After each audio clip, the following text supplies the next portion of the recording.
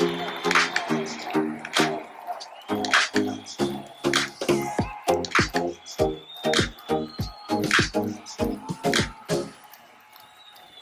everyone, and welcome to another episode of Paradox Untold Stories from Athletic Directors. We have a very exciting episode with Scott Jarvis. How are you today, Scott? I'm doing great. How are you? Good. So excited for you to be here. Before we jump right in, I want to thank Ticket Spigot, who is our sponsor and the official ticketing partner of the NIAAA. Dustin, let's not waste any time. I know we all have a lot of energy and caffeinated this morning. I want to hear some stories. Well, we can get to those, but I have known Scott for quite some time. We presented together. We've been state coordinators together. I'm kind of intimidated starting off this podcast because Scott is what many would consider kind of the trailblazer in this podcasting world.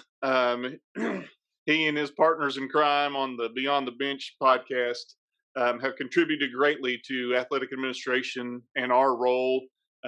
But Scott's not just limited to a podcast. Scott is way bigger than that. If you're watching on YouTube, you'll see his checkbook is behind him, sitting in the windowsill. But Scott is a podcaster. Department. He's a podcaster. He's a consultant. He's a fundraiser. He's an influencer. He's been in athletic administration, and let me tell you, I can't underscore just how resilient Scott is. Me and him and Gary Stevens were presenting at a conference. It was a webinar actually, and Scott's resilience was, all right, we were ready for him to present his part, and he would call in and say, hey, just wait a minute. We just had a tornado. Let me get to a spot where I have internet, and then I'll present. So Scott did not miss a beat when a tornado came through. So I'm not sure what will derail him, but that's my goal today. I'm going to try to derail Scott today. But man, Scott Jarvis, I am pumped to have you on our episode. You're giving me PTSD here. Scott, track meet yesterday, and there some old lady I hope she's okay, but they were standing right by the discus, and she got just drilled with the discus yesterday, and I was like, oh no. And the only thing I feel bad, I feel horrible about all things, is like, I am glad I'm not the AD here. I know that sounds absolutely horrible. I mean, I'm like, I hope that lady is okay, but I was just like, oh my God, my chest just started getting tight. I was like, oh my God, that poor AD. And I'm going to blame you, Scott, because we had tornado warnings yesterday, and I think it's because we were scheduled to do this. Probably.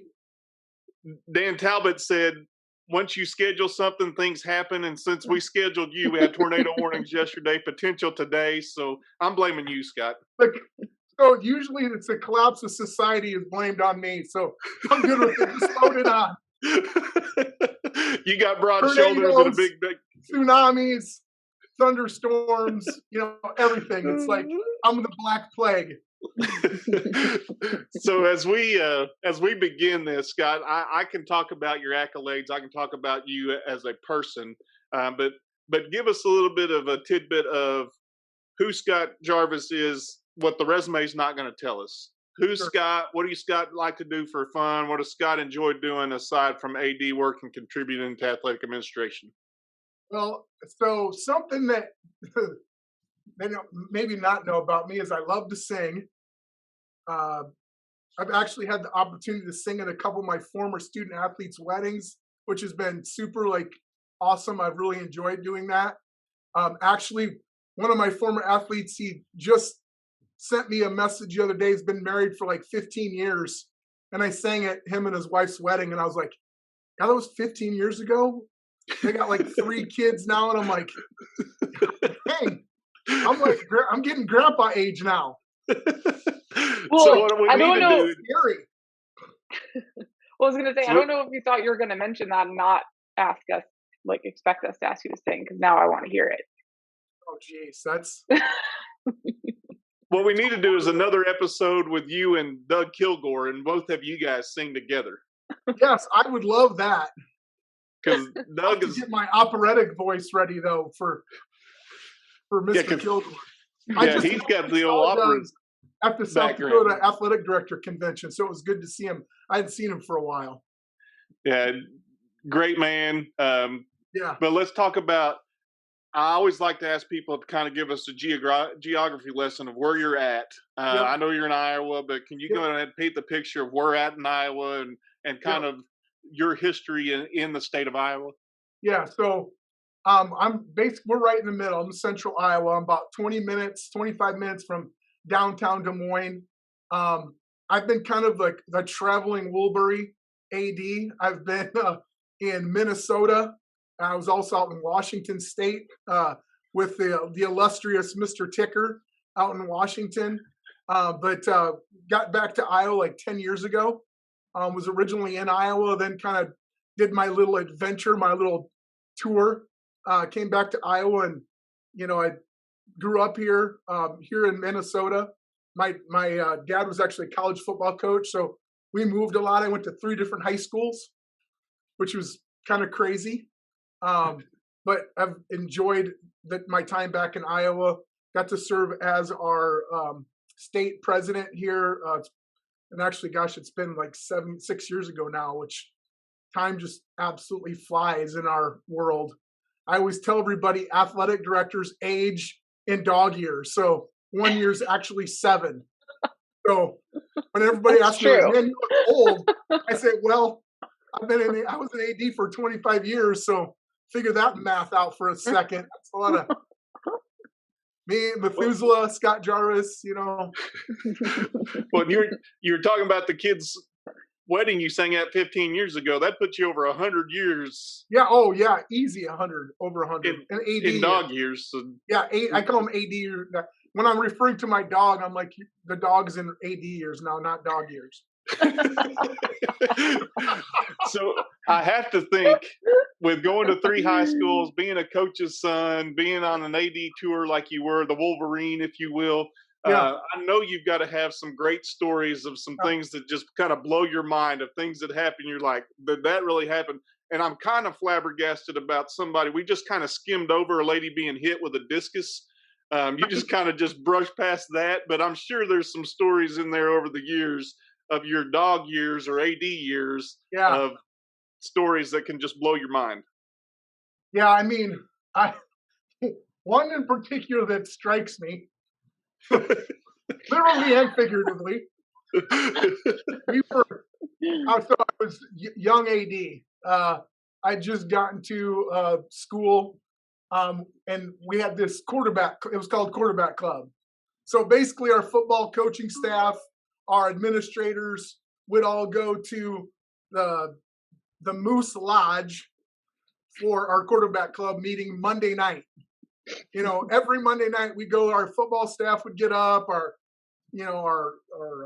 cross country coach would get up. They'd just do a little spiel on how the season was going, and we're going through the line to get something to eat after all of our coaches do their little presentations, and I get shoved into the food when I'm going through the line, and there was a angry father that was upset about his kids' playing time, if you can imagine. So I've got gravy all over my shirt. He takes a couple swipes at me. I honestly don't remember. He purposely pushed you into the buffet. Yeah. Oh, yeah. Yeah. Well, I love Dustin's face. He's like, what? What? And so my staff actually converged on him and pulled him off. And I was like, and I thought to myself, gosh, why is he trying to punch the football coach? I must have looked like the wounded gazelle, like I was the weakest of the herd and they attacked me or something. But that was one that, like, I'll never forget that. I was actually just talking to my former football coach about it at the football coaches conference just a few weeks ago. And I couldn't even remember the kid's name. And then about 2 hours later, he texts me the kid's name. I'm like, wow, wow. It was absolutely insane. So that's one that really stuck I have with so me. many questions though. Like, Yeah, please. what do you mean? Well, was the buffet ruined? Oh yeah, it was messed up. Oh, but like, I mean, I had gravy and steak and mixed vegetables all over me. It was it was a sight to see. I'll tell I you that. mean, the rage that somebody must feel to not only like one physically go after you, which is a whole nother Oh situation, yeah, but like to injure the like to make it so you can't eat the food either. This is like a double whammy. This is a very I know. angry Hey, parent. well, that's what I do. I said the only thing I'm good at is messing stuff up, and it's effortless for me, honestly. So, Effortless. so let me ask this question, Scott.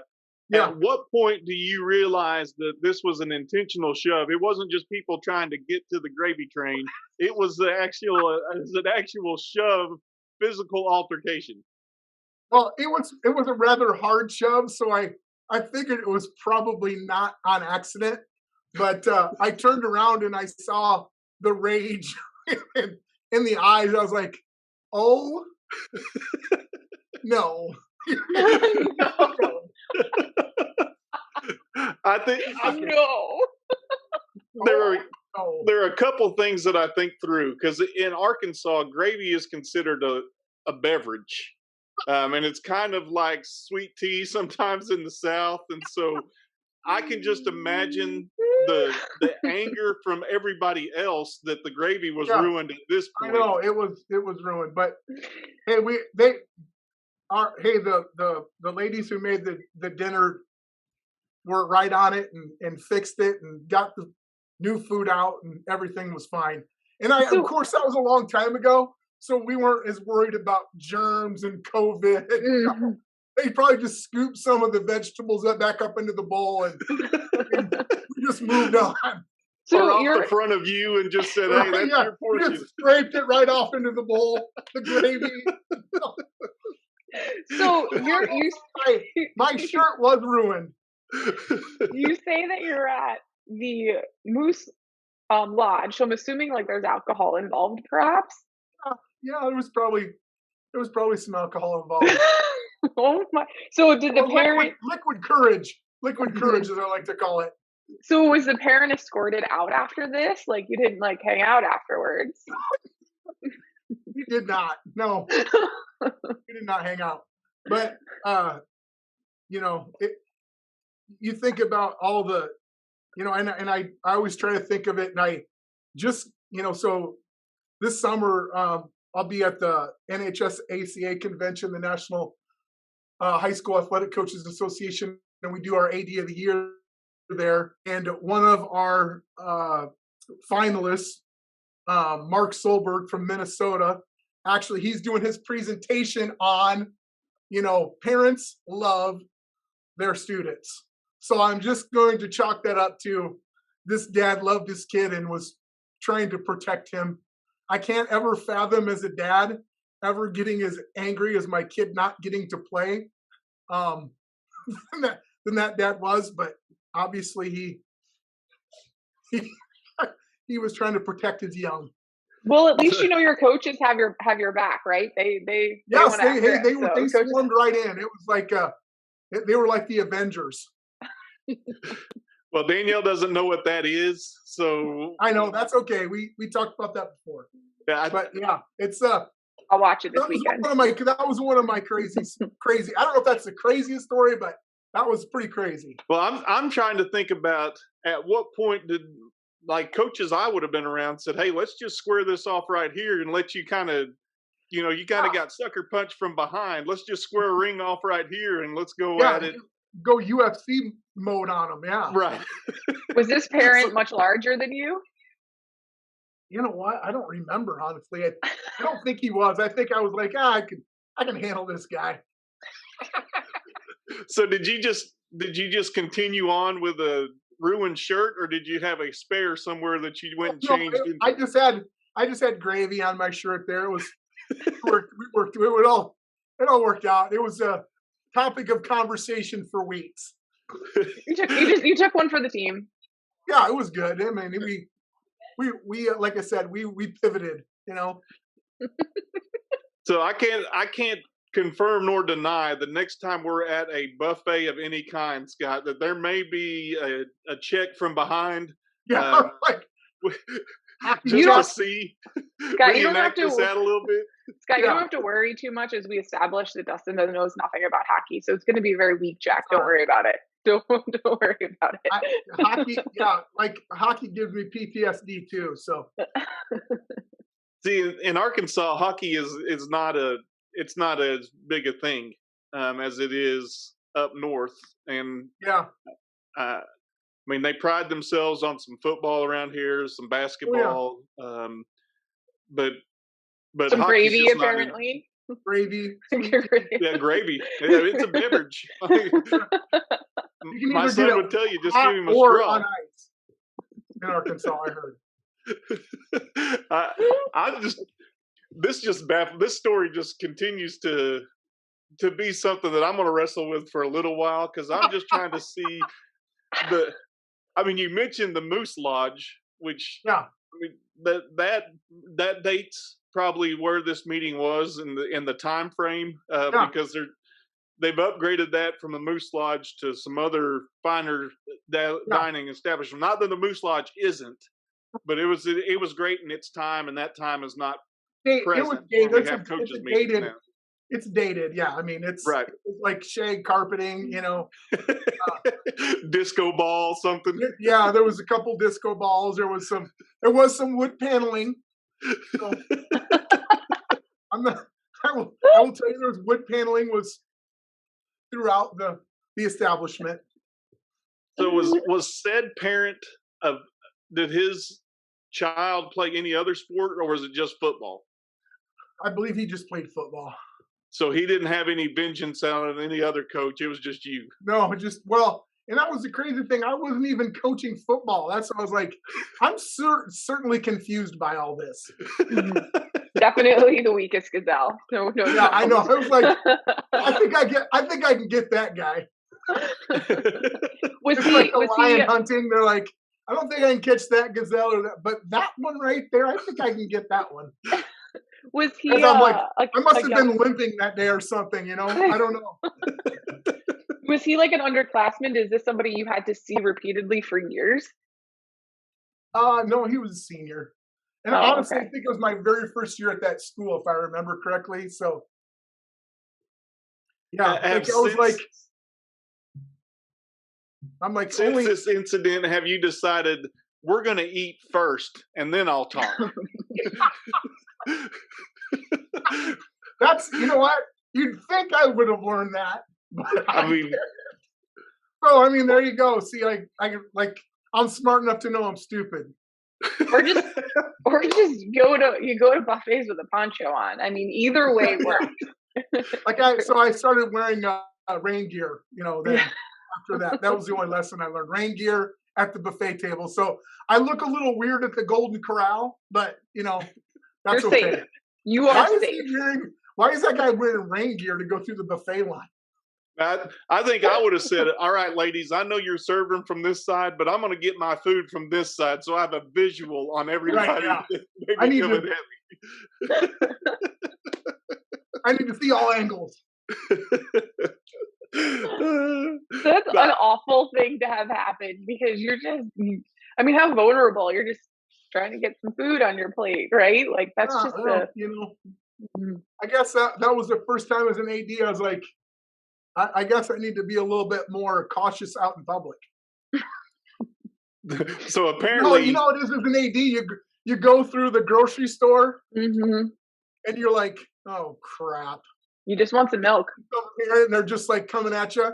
You can just tell they're on a mission. You're like, "Shit, I'm in the frozen fruit section." There's no way to escape. They're stocking the shelves behind me. I can't run backwards. There was eye contact. I was like, In mentioning that, we had tornado warnings last night, so we sent people to shelters, and Yeah. It's amazing. When I got to the shelter, here it comes. It's the same kind of scenario. Hey, Dustin, I want to talk to you about this. I'm thinking we're in the middle of a tornado warning, and you want to address what we're doing with a concession stand next year? By the way, you gotta don't. This is my favorite one. Hey, Dustin, you got a second? Yeah. I'm like, oh, this is an hour and 45 minutes. Even a So you're tornado getting ready warning for a doesn't game, fend and them off. everybody's like, hey, hey, Dustin, I wanted to talk to you about something quick. And you're like, I'm actually trying to get ready for this game right now. I'm sorry. That busy. 10,000 people at your football stadium, and everybody's like, hey, you got a second? Yeah, no, not at all. No, actually, I don't. But what do you need? What can I do for you? So what you've proven is AD World is a full contact sport, apparently. Yeah. Oh yeah, there's no doubt about that. I mean, I think I don't know if it's like, we get ADs like vests, stab vests, or I don't know. We need to get them something like some football, equipment for their daily active, something. We need something. Some sort of safety equipment to go through the everyday I think activity. we have to get a hold of Jay Hammis and ask him about safety equipment for athletic directors. Or maybe we just get shirts that have some kind of slicker on them, so if you get thrown into the gravy, it just kind of slides off. Right, yeah, there you go. Wipe it right off. That. And you could be like, try again. Yeah, and then you just wipe it off. I mean, I think that could be a new job you got, Scott. You can throw that into all the consulting and all the other stuff that you're doing. Hey, I tell you what, I'm plenty busy. I don't know if I can take on any more projects right now. But it would save the food and save the gravy. Yeah, save the gravy. I think that's our new T-shirt. Save the gravy. That could make you could run for president and get elected in the state, our governor in the state of Arkansas, if you save the gravy. I'm just telling you. Hey, there you go. Maybe I'll run for governor in Arkansas. So I say let's put this discussion on the table and just go ahead and jump to. I'm sure you got another story that we can jump into, maybe not gravy induced, but we can have some kind of conversation about another story over your time as an AD that we can have some fun with. Oh, for sure. So we were talking about hockey. So I was up in Minnesota, and hockey is like a huge deal in Minnesota. I mean, I remember when we had our section finals. So in Minnesota, we actually have sections, and as a group of ADs, we have an executive of our section, and we run our own section tournaments to qualify for state. And so we would sell out Mariucci Arena for section hockey. I mean, so there's 18,000 people at a high school hockey game, and it's like two sections are going at it. And one night, and hockey was, I want to say our fans in hockey are probably the most passionate of any of the fans I've ever dealt with. And we had a number of kids that would, probably not use, what I would consider school appropriate language in, speaking to other kids on the ice. And I had to remove some students from an event, which didn't make many of my parents happy. So I was then approached by a gaggle of parents that were then going to have me fired from being the athletic director because I was not letting our students cheer. And I remember dialing the superintendent on my phone and handing them the phone and saying, "Hey, if you want to get me fired, here's his number. Go ahead and give him a call." And they didn't know what to do. They didn't know what to do then. So then we had a meeting with our principal and a couple of the parents after that occurred at the game, and we had one dad throw a chair, and we had another parent cussing and swearing at the meeting, and my principal, who was actually the interim principal at the time, and he was like, we got done with the meeting, and I was just like super calm, and I could tell he was freaked out. And he goes, "Is that what you deal with all the time?" I was like, "Unfortunately, yeah." He goes, "I don't know how you do that." He's like, he was just baffled by, you know, the interaction and the passion that our parents had. So just so again, another PTSD moment for me. I start telling that story, my chest starts getting tight. I might need to go take a Xanax here quick. So, at any point, did you say, "Is there gravy around here? Am I going to be shoved No, into gravy?"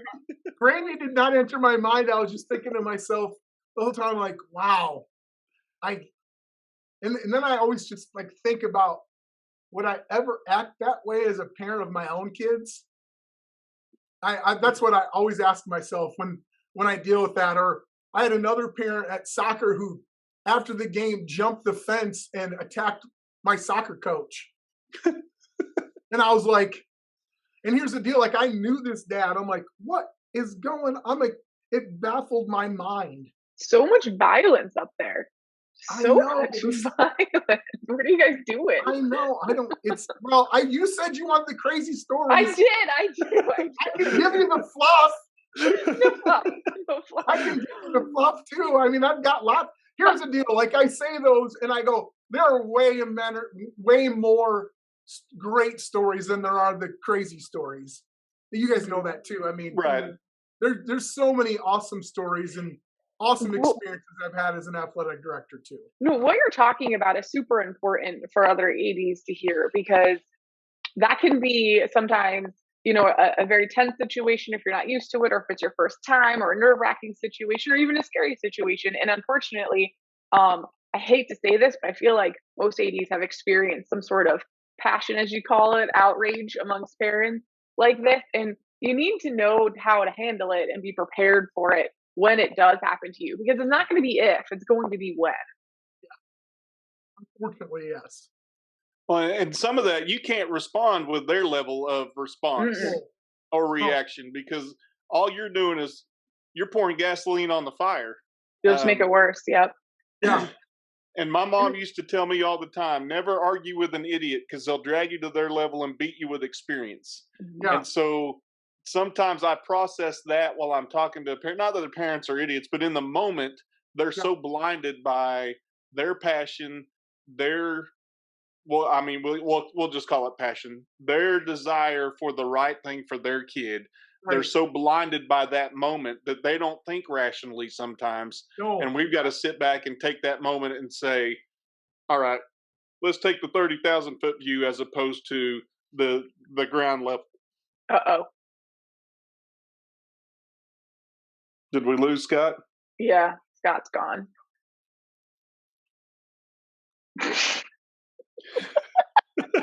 That's awesome. I'm going to keep recording. Yeah, this is untold stories. This is exactly what you want. I mean, I was really what getting in a deep point. I know. What do you do when you lose your guest? I mean, no one prepared us for this. I'm gonna start throwing things. Where's the gravy? That's where he Throw went. Throw your chair. He went and got gravy. I'm sure of it. Oh, you were getting deep there too. Yeah, when he comes back, I'm gonna shove him into the gravy. Hey, he's back. He's back. Sorry about that. Nobody prepared us for that. Yeah, no, I know. When you lose there you go. Your guest, there's another thing. Like you could always have something go wrong as an AD. So here you go. Just another lesson. I mean, I was telling Danielle while you weren't here, I thought you went and got some gravy or were trying to find. I know. You remember that? You remember that Saturday Night Live skit, Crystal Gravy? You remember that? Yep. Yeah, that's what whenever you said that gravy, I was like thinking of that SNL skit in my mind the whole time. So what we did is we just adjusted while you were gone. We just continued on, and I was really deep in my philosophical statement. I like it when you get all philosophizy on us. Mm-hmm. So did you get out? That's a new word. I just made that up. So what we like to do is we like to discuss takeaways, and we kind of did that with the gravy situation. But what were your takeaways in those two encounters with parents, or three encounters, whatever it was? What takeaways do you take from those situations that, as we share this with other athletic administrators, that hey, how can you adjust? How can you learn from that experience and make sure you don't duplicate going crazy like the parents do? I mean, we talk about it a lot as athletic administrators. It's just how do we remain calm in those situations? And I know many times I've been asked, like, you have some parents screaming at you at an event, and all these other parents come up to you after, like, how did you just sit there and listen to somebody just berate you and scream at you for 5 minutes and just sit there? And I was like, sometimes it's number one, I feel embarrassed. I'm embarrassed, not maybe for them, maybe more than for me, but I always try to think about, the kids. I always try to put myself in the shoes of that student athlete. And I know that they don't want that. And so I always try to go back and try to have a discussion with that kid at some point. Not always right away, but just to make sure that they know that, my whole reason for being an athletic administrator was to help kids. And even though their parents are crazy, we can't hold that against kids. And sometimes that is hard sometimes, but I've had some really awesome, relationships with kids of parents that I really struggled with, you know, just great kids. And I was always like, God, I hope, and I always think to myself, I hope to God that I don't act that way for my kids. And I always try to be appreciative of our coaches. I always try to just, you know, put myself in other people's shoes though too. And I know at times as parents, we love our kids, and my wife is a great example. My son was in 8th grade, and he got moved from A team football to B team, and Mama Bear got angry, and she called the 8th grade football coach and kind of razzed him a little bit.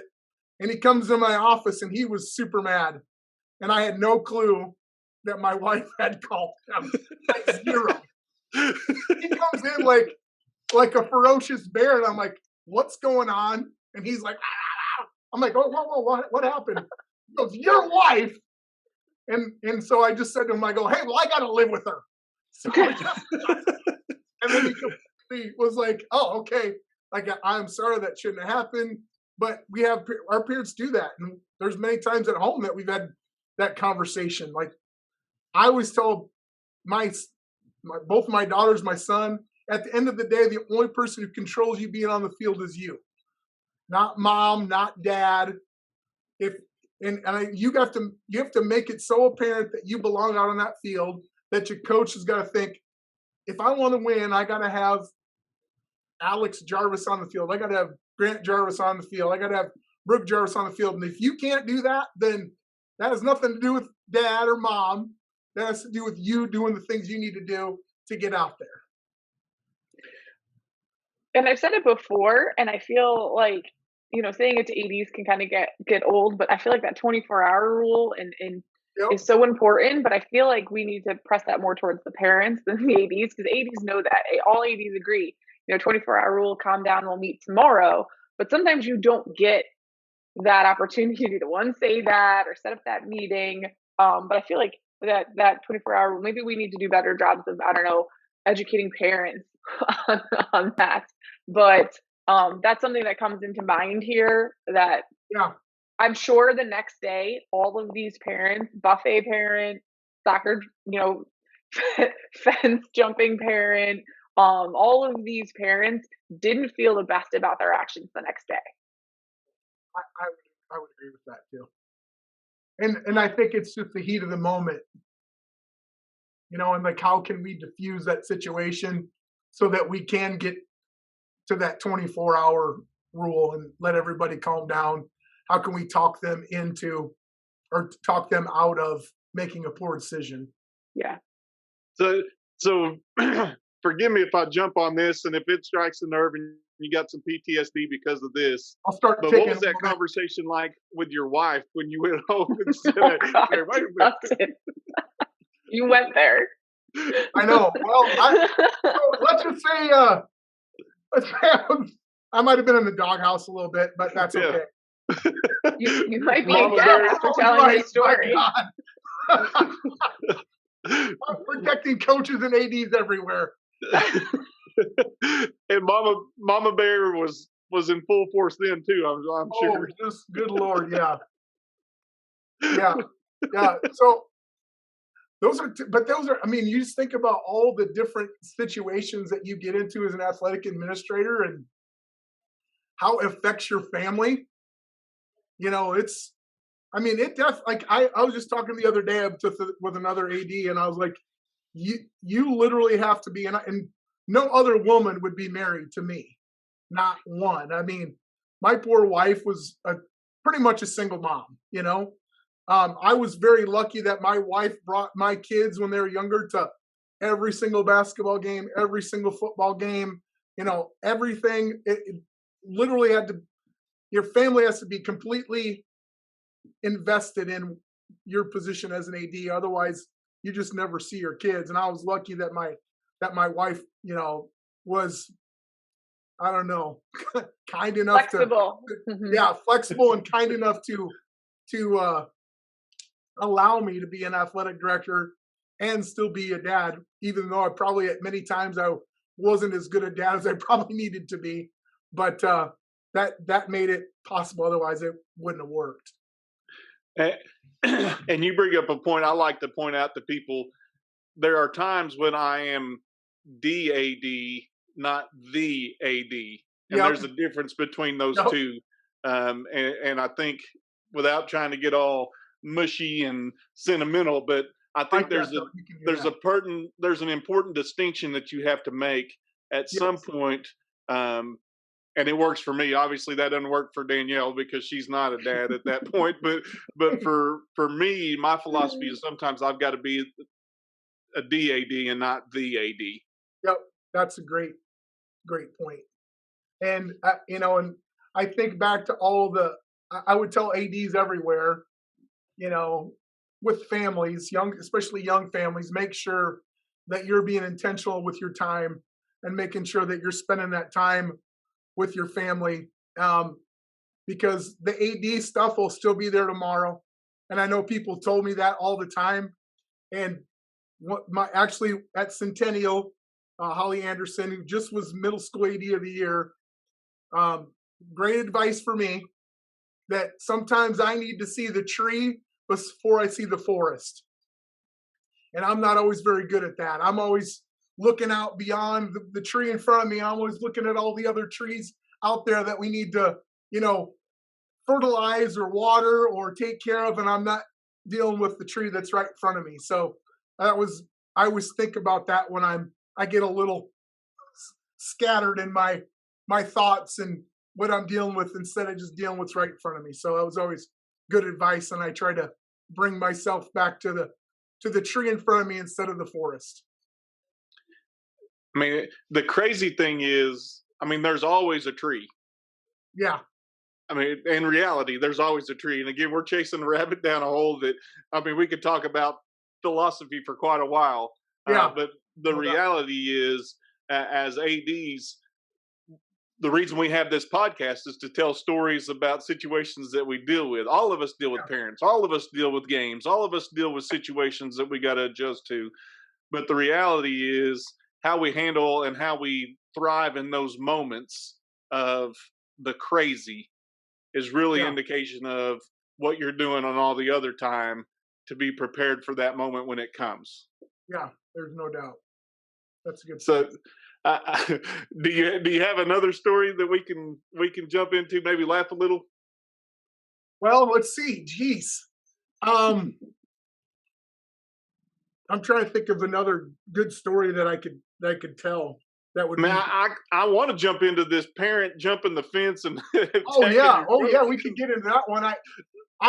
It was absolutely crazy. I get a phone call because it was an away game, and we had a parent jump the fence and attack the coach. And then I was like, oh my gosh. And I'm thinking of like the parent who I thought it was, and it didn't even end up being in that parent, and I'm like, what is going on? Absolutely crazy. So I call my coach. I bring some kids in. I have a discussion. Then I kind of find out who the parent is, and I'm like completely like just taken back by it because he's a good person, uh, and I was just completely floored by it.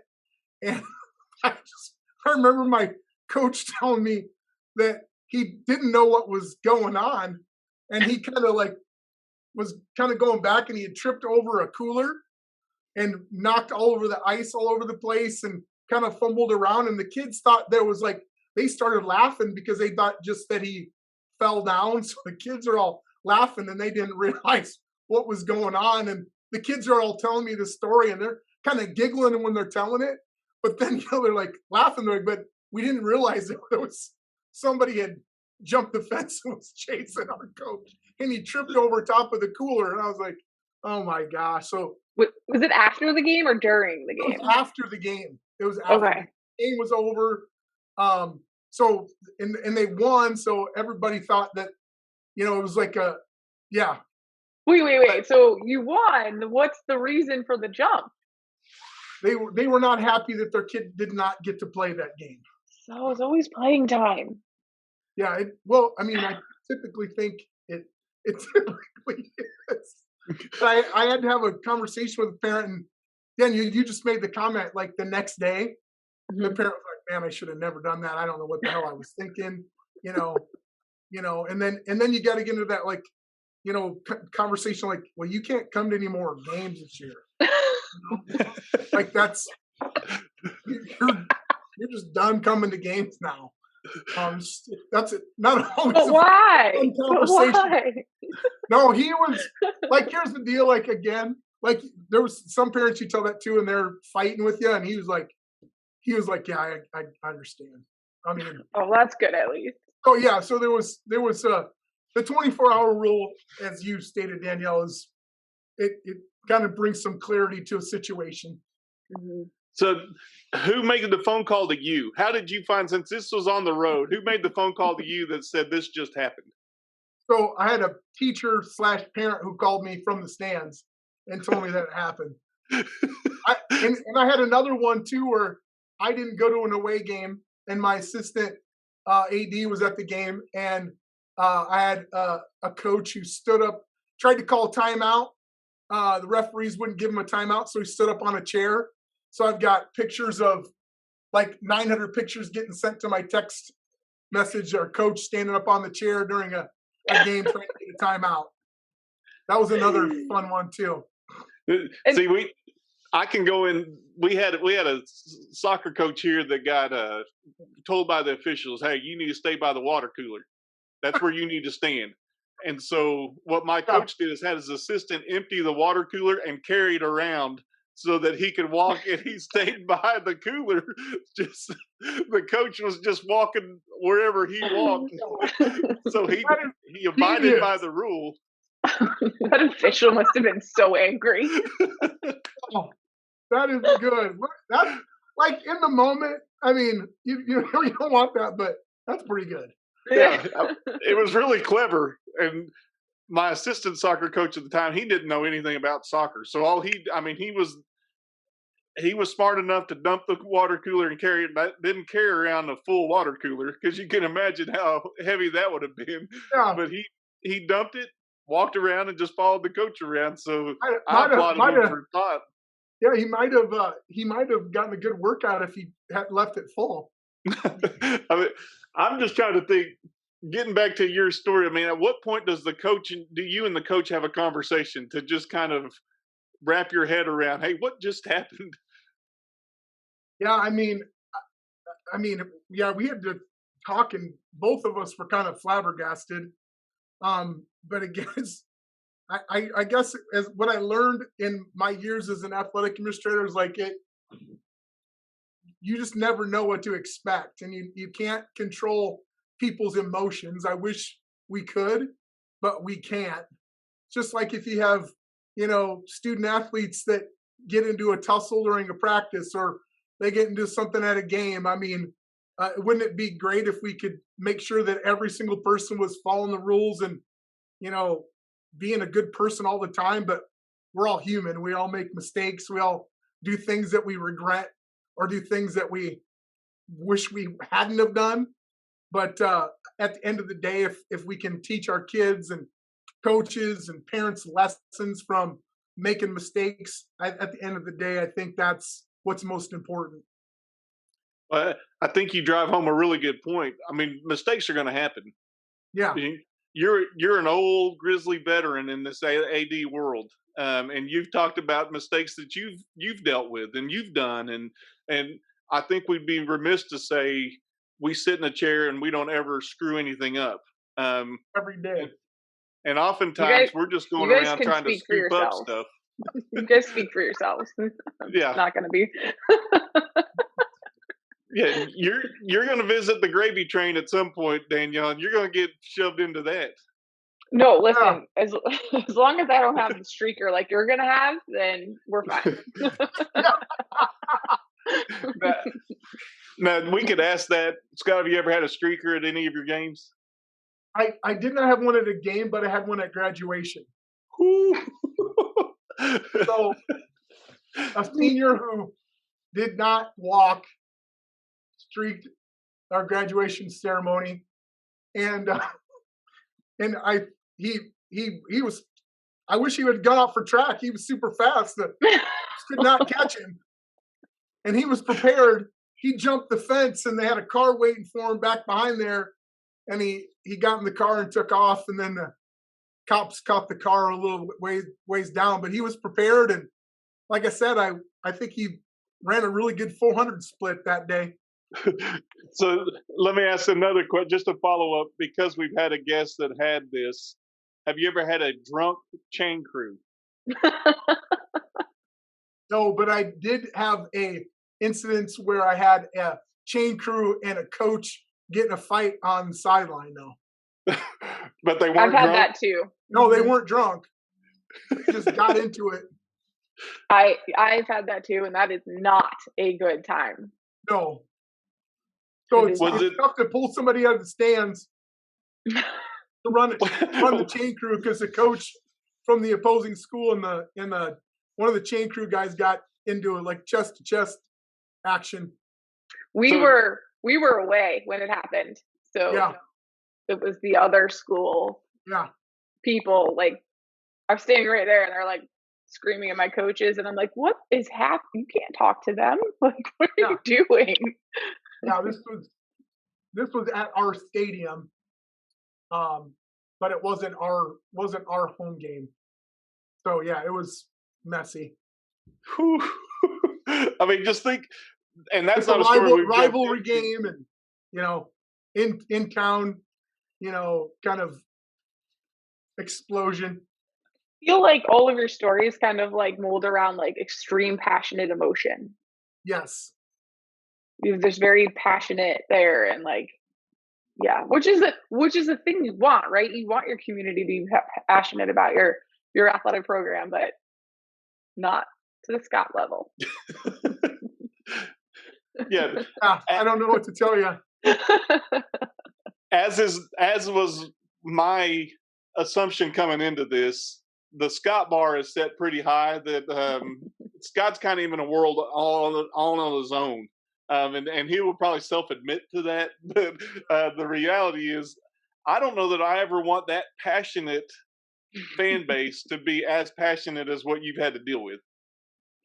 Yeah, but unfortunately, I feel like a lot of ADs have to deal with that. So, but like I said before, there's so many great stories and so many good kids I've gotten the opportunity to work with and coaches over the years that are just fantastic. I mean, that's one thing throughout my career that I've been just super blessed is I've just met a lot of great, awesome people that I've been able to learn and grow from in good situations and bad. Just Right. like all the kind of crazy things we talk. I learned something in each of those, issues that arose. So Um, so for as crazy it is, and as for at the time seemed like the end was near. Um, we persevered through and learned from it, and hopefully grew from it a little bit, and learned the lesson that I needed to learn, and it made me better athletic administrator, I think. But I think we focus a lot on the funny stories and the crazy, but I think you make a point that we probably haven't done enough on this podcast is appreciating what we do have in coaches, Yeah, our support group, yep, whoever that may be, principals that we work with, the people that help make our jobs easier. And yeah, I mean, I can't say it's got to be less time because that's really not a possibility with what we do, but they help make our job easier. And I think we need to really fully appreciate our coaches and what they put into their programs because nobody wants to lose. I mean, they all want to go out and try to win, but you yeah, want to appreciate those moments of the impact that they're going to have on kids' lives. That yes, 15 years from now, they're calling you and saying, "Hey, can you come sing at this?" yeah, Or can you sing at my wedding? Because that means influence has happened, and I think we need to do a better job of appreciating that. yeah. There's no doubt.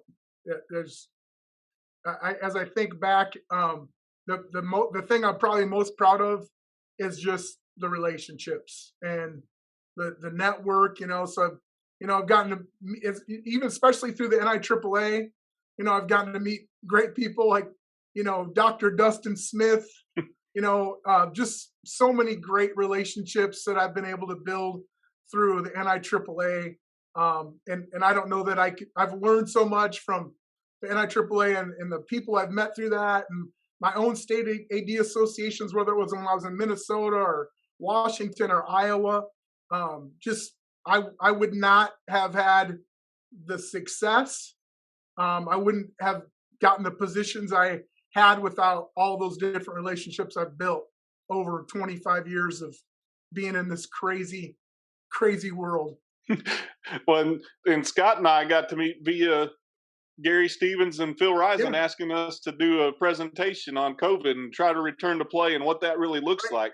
like. And so it's part of that network that we build. And so now, if I'm ever in Iowa, I can call Scott, "Hey, Scott," or if I'm not in Iowa and he wants me to help contribute to a book that he's writing, Yeah, um, I mean, whatever the case may be, we build a network of these people across the country that can relate. They can put themselves in our shoes because they've been in our shoes. yeah. Maybe not in our town, but they understand what we're going through. And I think there's a lot of value in that. And I would completely agree with that. And I would say too, and there's been times in my career I was like, you just feel all alone, and you're isolated. Typically, you're the only AD in your school district. Your other administrators really don't truly understand what you deal with, and the pressure that like the math teacher isn't dealing with the same kind of pressure that a head football coach is. The principal. I wish parents cared more about their grades and their kids playing on a team, but typically Right. it's not that way. So it can be lonely. So I would encourage ads, if you're feeling that way, please reach out to your network. And it can be sometimes an anxiety ridden position, but if you don't have that network of people to call and talk to, and know that you're not the only one dealing with all the crazy, sometimes it's easy to feel like I'm the only one. But I think that's what's great about you guys having tell the crazy stories. And there's so many good stories to go with it, but those crazy stories, at least, people like, okay, I'm not the only one who's dealing with this nonsense, this craziness. There's You don't other feel people so that are doing alone. this too. Because Mhm. I think many times you feel like, what did I do? Like I was always like, what did I do wrong? How could I have, stopped this from happening?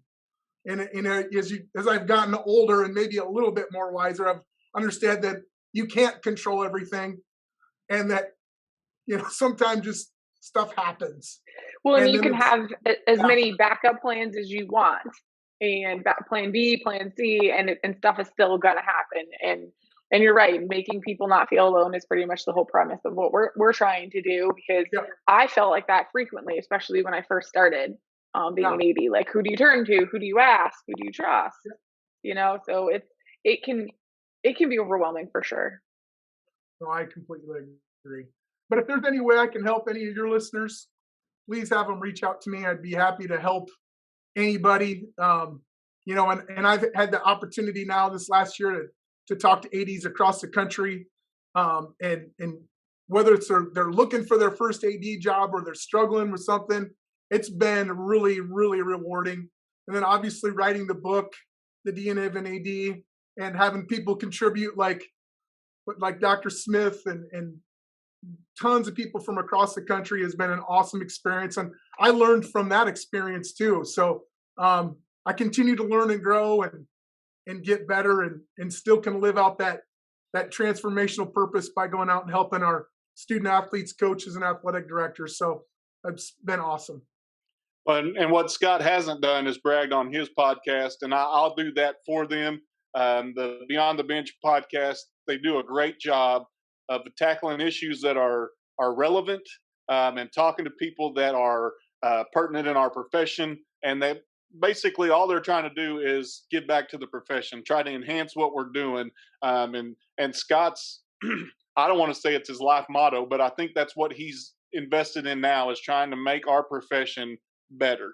And so if you're listening to our podcast, we appreciate that, but also listen to Beyond the Bench, because those guys do a great job of really addressing the athletic director world. And it's a different niche than what we have. It's not telling crazy stories. Sometimes it is, but it's more conversations. Three guys that are just having a conversation and talking about pertinent things. So give Beyond the Bench a listen.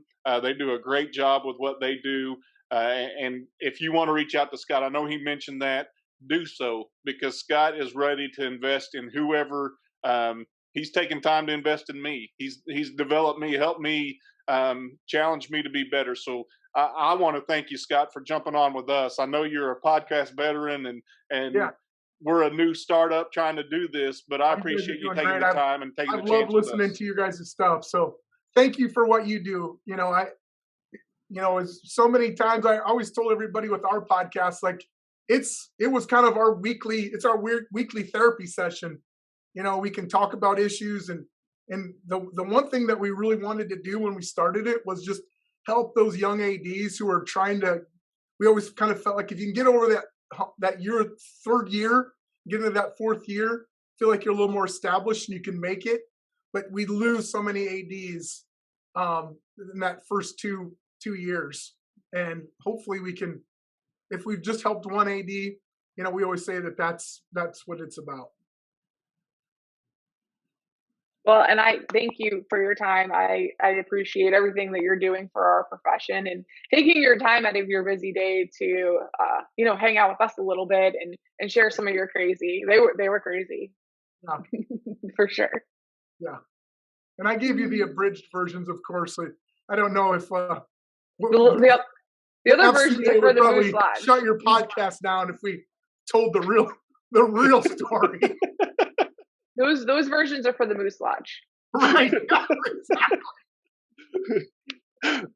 I'll have to get you guys both a Moose Lodge t-shirt. That's all right. Don't tempt me with a good time, Scott. with a bucket of, and I'll send you a bucket of gravy. Well, Scott, we do want to thank you. We want to thank Ticket Spigot for being the sponsor of our podcast, and want to encourage you to not only visit and listen to the Beyond the Bench, but stick around. Next week we'll have another guest that will bring some fun stories, have a good time with us. But again, thanks to Ticket Spigot for providing the means for us to do this podcast, and thanks Scott Garvis for hanging out with us today. And listen in next week as Danielle and I dive into another athletic administrator.